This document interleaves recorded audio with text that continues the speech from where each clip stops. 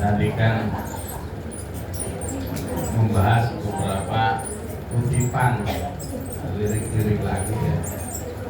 Ini dari lagu Indonesia Raya.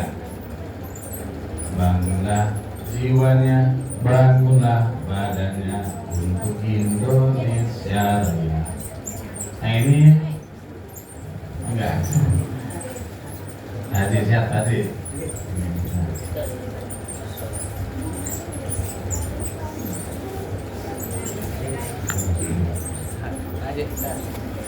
Jadi dalam raga ini ada jiwa atau ruh. Pak Wage Rudolf Supratman itu bukan tanpa alasan kenapa memilih di depan bangunlah jiwanya baru bangunlah badannya. Karena serosa apapun jiwa raga kita, kalau jiwanya tidak ada, ya tidak akan bergerak. Contoh nih gini. Nah ini Ustaz Abidin, beratnya berapa kilo? 85 ya. 90 ya. Bapak Ibu, saya sanggup gendong beliau. Asal beli lagi dulu. Asal dekel sare. Ya. Berat. Semen satu sak 50 kilo dibopong berat. Karena tidak berjiwa. Gendong mboke bocah enteng. Asal lagi beli dulu. Tapi kalau gue lagi tidur diseret pun abot. Karena tidak ada jiwanya. Nah, jiwa itu penting. Ibu-ibu diundangin pengajian, najan tinggal cari di pasien tetet, di pasien jabur, tapi hati nanti cuma tel kapangaosan nyamual miang. Terus enggak? Jiwa bu. Makanya kita dulu ketika di pesantren diajarkan oleh kiai kita, Allahumma nawwir qulubana. Allahumma, he Allah, nawwir, moga-moga madangaken Tuhan. Saya kan orang Sunda kok madang. Terangilah. Qulubana ing piro-piro ati kaula. Kamana warta kaya oleh madangaken sapa Tuhan. Al ardo ing bumi binuri samsika kelawan cahaya srengenge Tuhan abadan ing dalam selawase itu abadan abada dua kali diucapkan, artinya doa kita selamanya hati kita ingin terang oleh hidayah. Hidayah ini menjadi penting. Kenapa? Karena hidayah itu hak otorat prerogatifnya Allah. Najan bumi urang gigireun masigit, walaupun rumah kita dekat Tajung, hirup kurang pagi lagi jeung kiai, teu meunang hidayah mah nyamual dae ka pangajian teh. Betul tidak? Jadi hidayah itu ya jiwa. Makanya bukan tanpa alasan. Bangunlah jiwanya, bangunlah badannya. Jadi ulah sampai gede ngadage. Nah, tau gede ngadage. Jigrig na boy tapi kaos patung panco nanti ieu tahu jiwa. HP saku mama pun kalau tidak ada sekelumnya ya haruslah manfaatnya, betul nggak? Kemudian siapa datang mengancammu kan binasa di bawah durimu. Terang dulin tuh bu. Terang. Duduk eri lain cucuk dulin teh kayak butennya. Kurang ngangge sepatu, ngangge sendal. Tangan nu dihandapkeun eta teh. Dihadapkeun sendal teh dulu eta teh. Amina teh. Bahasa gitu bahasa wetannya. Saya cucu, duli, saya seduli ya. Oh, makin oh. Nah, ini artinya kita harus yakin NU itu keramat. Nah, ciri orang itu harus hubul waton, cinta tanah air. Siapa saja yang coba-coba mengancam NU, siapa saja yang coba ngurak-ngurak NU, cepat atau lambat dia akan menjadi hina. Lebih hina dari debu yang ada di bawah sepatu kita. Paham tuh maksudnya? Ya, jadi bakal anak kiai ngajak ngaji. Lamun teking dan teking ulang ngomong macam-macam bisik jadi hina. Nah, apalagi macam-macam bahaya nih. Nah, perempuan aswaja atau aswaja asli wajah jati barang. Jadi dulu itu Kanjeng Nabi bilang begini, matur keten. Ini Sundanya ada ya? Jawa? Campur. Satap tariku ummati. Nah, itu pakainya sintanbis. Jadi kia bahasa Arabnya mana? Akil ya? Akil. Lamun make sih deh sakil. Eta teh wis sudah pegang piring. Ekman sakil. Nah, tapi lamun pakai saupa mungkin dijaga. Gila. Nah, Kanjeng Nabi saat itu bilangnya satap tariku. Mualilah umatku akan terpecah-pecah. Nah, dan semuanya berpotensi masuk neraka. Kulum finnar. Masih di umat tapi kan ummati kulum finnar, semuanya berpeluang masuk neraka kecuali satu kelompok. Siapa? Yaitu Ahlussunnah wal Jamaah. Lalu yang beda-beda itu kan mengklaim, ya saya aswaja, sayalah yang Ahlussunnah wal Jamaah. Nah, ulama-ulama kita ya membatasi pengertian Ahlussunnah wal Jamaah itu begini. Kalau kita ikut kiai ya, supaya kita tidak keluar dari Ahlussunnah wal Jamaah, lamun beramal, lamun ibadah, pilih salah satu madhab. Imam Syafi'i mangga, Imam Maliki mangga, Imam Ahmad bin Hambal mangga, Imam Hanafi mangga. Itu menurut ulama Nahdlatul Ulama, tidak boleh keluar dari salah satu madhab yang empat itu ketika beramal. Ngan beramal ulah dipilih-pilih nu enak nabae. Eta namina beramal dengan nafsu. Kecuali nanti ketika ibadah haji lah. Pandan kebetulan saya juga haji puroda banget. Tentu ada beberapa cara untuk menyampaikan keberatan. Nah, saya berangkatnya tanggal 18 Pak Amdan. Pak Amdan tanggal berapa? Tanggal 7. Terang haji puroda kok. Pak Asik haji puroda apa Pak Asik?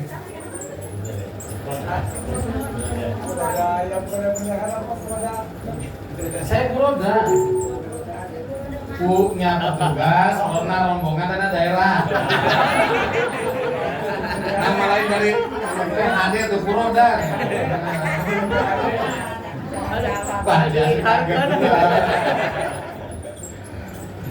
Emang dipercaya dan kopi itu bisa puroda. Ya. Jadi dulu ya, saya itu dari kecil diajari oleh orang tua tuh minimal seminggu sekali itu ziarah ke orang tua. Jadi tiap Jumat saya diajak oleh bapak itu ziarah ke kakek, dan itu saya lanjutkan. Dan itu ternyata ya saya nasibnya sama kayak mama. Jadi tiba-tiba ada yang ngajiin kayak itu, rajin ziarah ke Wali Songo dan rajin ziarah ke orang tua. Sugih, amin. Lanjut ya. Aswaja, ya perumpamaan aswaja, ada bunga tadi ngaku belum aswaja.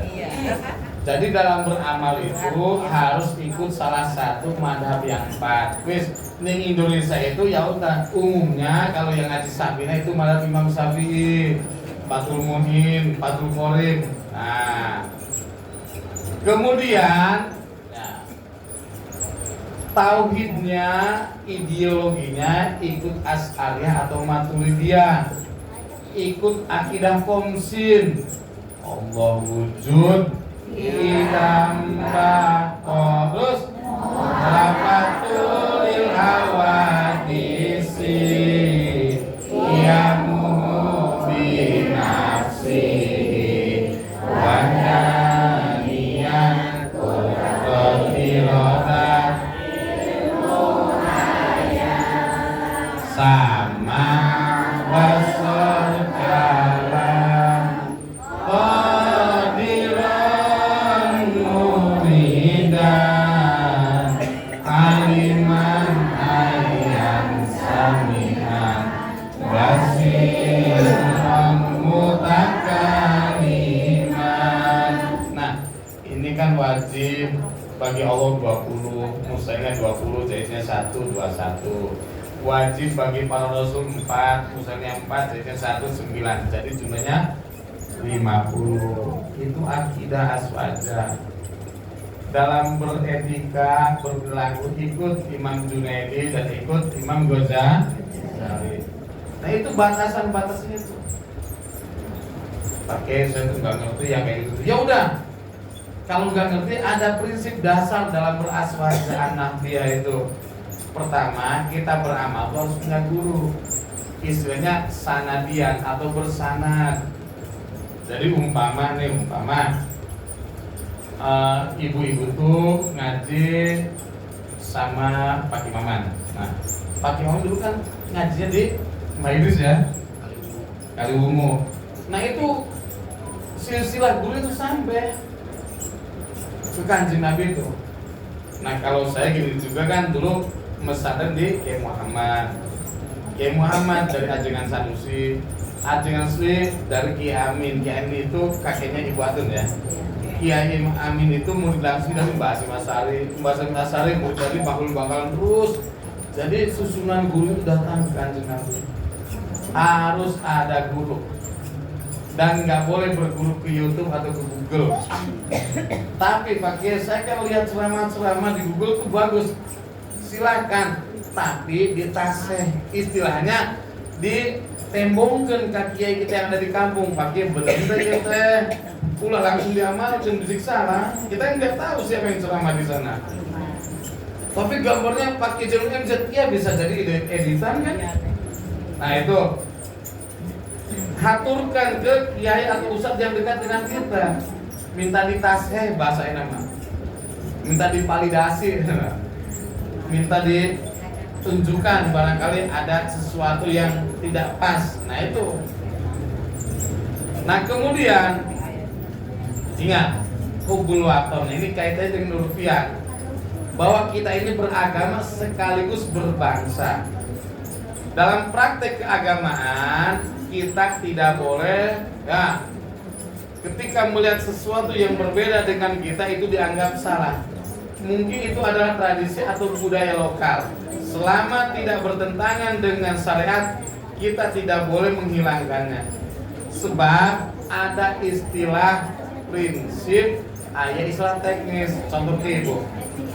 Contohnya, di antara syarat sah sholatnya nutup aurat. Nah, ibu ayat nu apal dah sok 5 syarat sah sholat. Lamun nu apal 50.000 dah. Nah, ibu kan sok sholat leh. Sok naon ibu? 5 be ayat nu siapa jun teh? 50.000. Bulu searching ka Google bulu.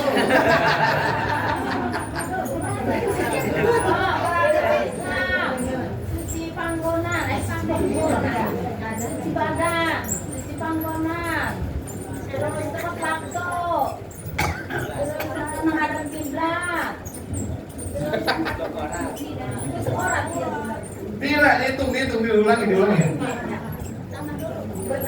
beragama Islam, cuci badan, cuci panggonan, menghadap kiblat, menutup aurat. Betul Kang Muhammad? Nanti tagih Kang Muhammad 10.000. Duitnya dari saya tenang ya Kang Muhammad. Kan kita lagi bicara nih. Syarat satu ya menghadap kiblat. Sudah masuk waktu. menutup aurat, suci dari baik hadas kecil baik hadas besar, suci dari baik badannya, pakaiannya maupun tempat. Nah itu.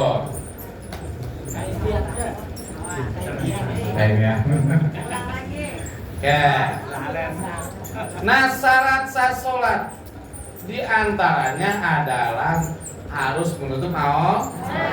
Keur pamegetna ma baina surah warubah. Tibujal datang katuhur keur pameget aurat. Eta harus tertutup.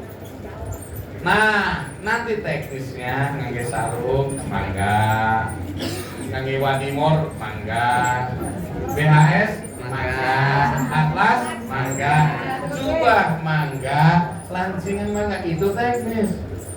Nah, maksudnya gitu, lamun di urang mah umum na wadimor, nganggus kalau pakai BHS bisik pimbul. Nah, itu kearifan lokal begitu. Di urang biasa pakai sarung, pakai jubah bisik pimbul. Nah, itu. Atau ada yang beda dengan kita, ya udah biarkan. Yang penting, yang prinsipnya terpenuhi. Oh iya nutup aurat. Apa pernah sholat pakai mukena tuh? Jadi tas ngajar murid ikan najisan lancingan deh. Ya, sarung gak ada, air mukena sapotong. Jadi aduh, luak clear ya. Yang sering kena saya. Akhirnya sarungnya teh ngomong-ngomongna. Tapi tinggal mulai CCTV mah juga tuh viral gitu. Ya kan kalau dalam keadaan normal alasan ikhtiar ya kita akan timbul taswis, terang taswis. Taswisnya nggak ganggu konsentrasi orang lain. Bapak-bapak soal makmum kena kesan, tapi itu jadi jelek karena timbul taswis ke orang. Terus enggak? Itu. Nah itu jadi urfian, arif itu umumnya ento. Mana lelaki makin kena. Cek prinsipnya sah, tapi menurut urfian itu tidak baik. Nah itu. Nah disinilah bahwa dalam beraswaja itu kita ada prinsip sanadian, madhabian dan urfian. Bapak Ibu sekalian, nah bersyukurlah kita menjadi bagian dari keluarga besar Nahdlatul Ulama. Kenapa? Siapa orang yang terlibat mengurus NU, maka dia menjadi santrinya Mbah Hasyim dan didoakan oleh beliau kita, anak kita, turunan kita mautna husul Nah, ibu-ibu di NU aya islah banom atau badan otot. Ayat 12 ya. Nanti ada Jatman, Jamiyah Al-Thariqah Al-Mu'tabarah An-Nahdiyah, Ayah Muslimat NU, Fatayat NU, Ansor, Pagar Musa, Pergunu, Persatuan Guru NU, ISNU, Ikatan Sarjana NU, IPNU, Ikatan Pelajar NU, IPPNU, Sardu Musi, PMII, Zinanawan ayo, JKHNU, Jamiat Urawal Kufar. Jadi Muslimat adalah salah satu Banum NU yang 12.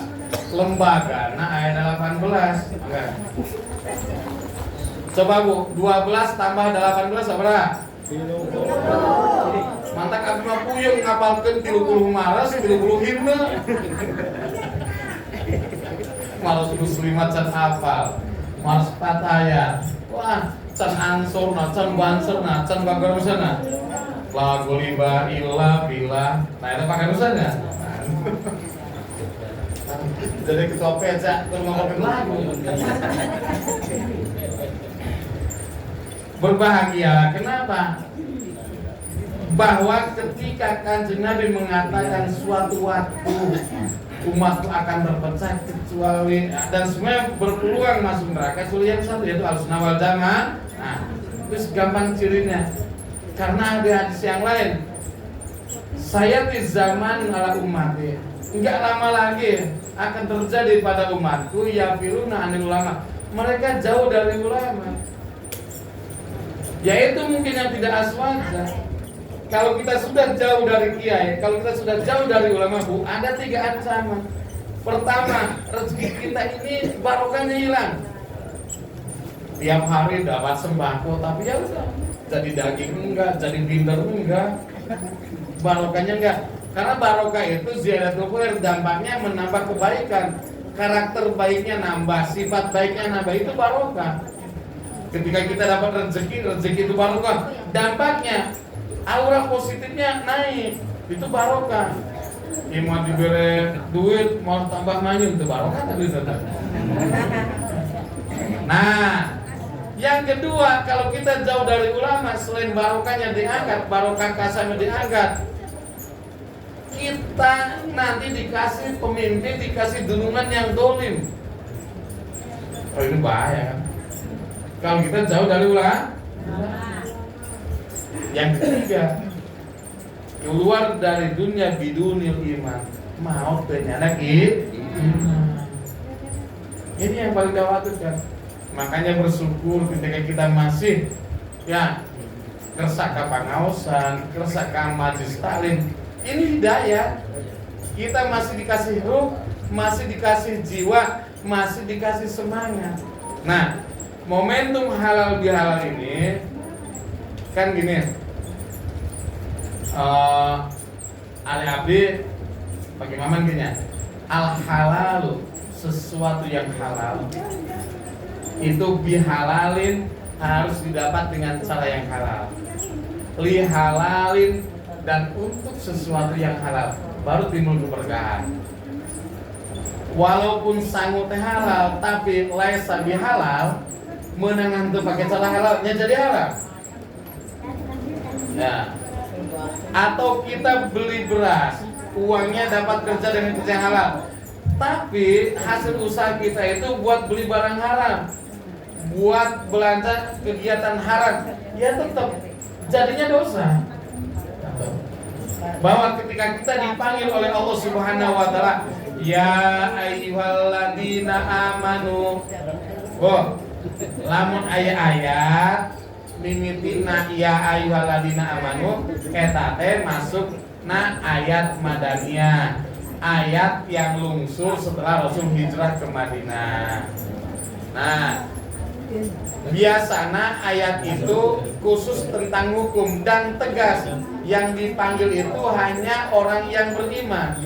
Ya ayyuhalladzina amanu, hai orang-orang yang beriman, kutiba alaikumusiyam, telah diwajibkan atas kalian berpuasa, kama kutiba alal ladina min qablikum, sebagaimana puasa itu telah diwajibkan atas umat-umat sebelum kalian, la'allakum tattaqun, agar kalian bertakwa.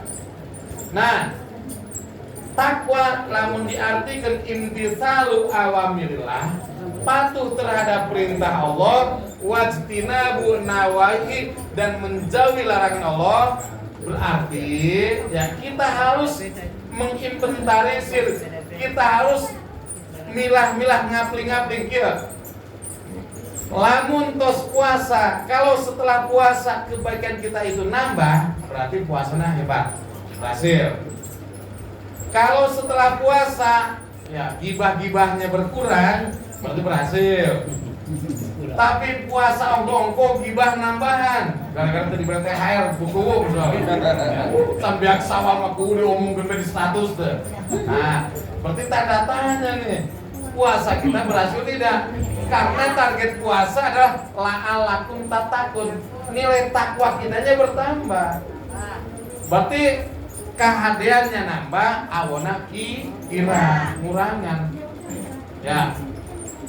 Jadi itu patokannya la'allakum tattaqun. Dan yang tahu berhasil tidaknya puasa kita ya kita. Karena ada di hati. Gusti Allah bilang, illas shaum fa innahu li. Puasa itu aku yang tahu, yang lain tidak tahu. Nah itu.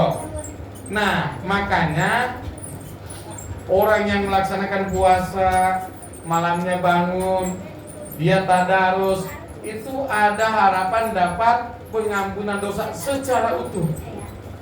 Nah, kembali kepada fitrah, tak penting bobor setan mah tetap sulit tuh. Ditanya ke anak buahnya, bos kenapa kok gelisah? Ya gimana nggak gelisah? Kita kerja lama-lama setahun menggoda manusia biar menemani kita di neraka. Malam ini mereka akan mendapatkan ampunan dari Allah Subhanahu wa taala. Terus gimana? Mari kita bikin makar. Mari kita doa goda mereka. Kira-kira lebaran itu ulah takbiran, ulah silaturahmi. Sina maksiat, sina paling ini. Ya. Tiga roda itu teh. Hampir terjadi di ampunan dosa ku Gusti Allah. Karena orang yang selamat dari godaan itu dia akan menjadi minal aidin, orang yang kembali suci kayaumi waladatu ummu, persis seperti baru dilahirkan oleh ibunya, wal faizin, dan bahagia di sisi Allah Subhanahu wa taala. Ampunana terjadi dalam lebaran kalau pas ya lebaran mabok ngelar. Aduh, jadi kan betul senang ampunan di Gusti Allah nanti. Nah setannya ya bekerja keras agar tidak jadi ya ampunan atau amnesti di Gusti Allah Subhanahu wa taala. Nah, Bapak Ibu sekalian ya, itu tentang halal bihalal. Jadi kita nih warga NU struktural maupun kultural bersyukur ya. Kenapa? Yakinlah menjadi warga NU adalah menjadi warga Indonesia yang sejati. Karena faktanya hanya warga NU yang seutuhnya tanpa kepentingan apa-apa, yang selalu berani teriak NKRI harga mati. Mau jadi DPR, tidak jadi DPR, tetap Pancasila jaya. Jangan merasa kecil hati kalau ada yang ngibul-ngibul kita, ngebul-ngibul NU teriak harga mati, bisa dinaun sih, dibeli naun sih, nggak apa-apa. Kenapa? Kemewahan dunia ini, dunia dan seisinya tetap harganya sama dengan sayap nyamuk. Jadi jangan sampai kita terpancing, terprovokasi oleh hasutan-hasutan gara-gara kita dibuli-buli orang. Pancek istiqomah wis. Ya. Sampai ada kiai besar di Jawa bilang, saya cukup bersyukur ketika menjadi debu yang nempel di bagiannya kiai. Teguh jadi rois suriah, teguh jadi ketua muslimat, cukup menjadi debu yang nempel di bagian kiai. Saya yakin saya dapat syafaat itu sampai segitunya. Alhamdulillah. Ibu-ibu, bapak-bapak, semuanya mungkin yang bisa saya aturkan ya. Itu refresh atau penyegaran harokah kita ya setelah kemarin kita Ramadan, dan mudah-mudahan itu menjadi modal kita ke 11 bulan berikutnya. Dan saya juga mohon doakannya, saya juga sama mau berangkat ke Tanah Suci biar saya di sana rosa, jag-jag. Kalongan Hamdan kan haram ya, larang banget. Nah kalau saya di sana bertugas ya, dan mumpung di sana tentu saya juga mau niat berhaji. Dan tidak ada wali matu sabar Pak, Bu. Wali matu sabar yang kemarin sudah kangen dan waktu kurang kerusum efisiensi. Ya orang lagi kumpul banyak, ada 1.000 orang ya udah langsung pengumuman. Ya pengumuman. Ayah kan kami orang kepikiran, coba lo ditulis wali matu sabar 1.000, seorang ngambil 100 juta. Tapi ya doakan ibu bapak-bapak ya, saya ingin tetap sehat, berkhidmat, dan tentu lebih bermanfaat lagi. Itu saja. Wallahul muwaffiq. Assalamualaikum warahmatullahi wabarakatuh.